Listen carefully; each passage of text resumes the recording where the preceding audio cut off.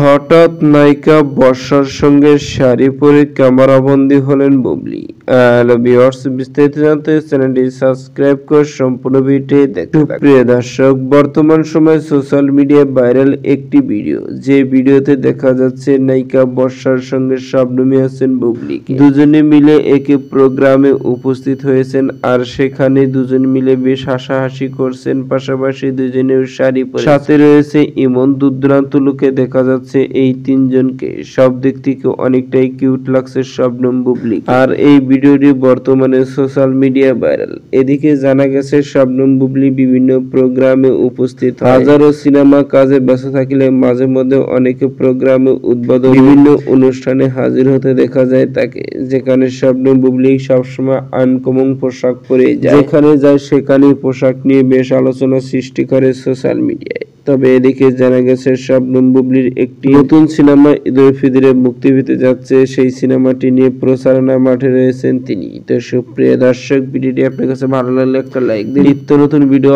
Update পেতে চ্যানেলটি subscribe করুন। অসংখ্য ধন্যবাদ ভিডিওটি উপভোগ করার জন্য।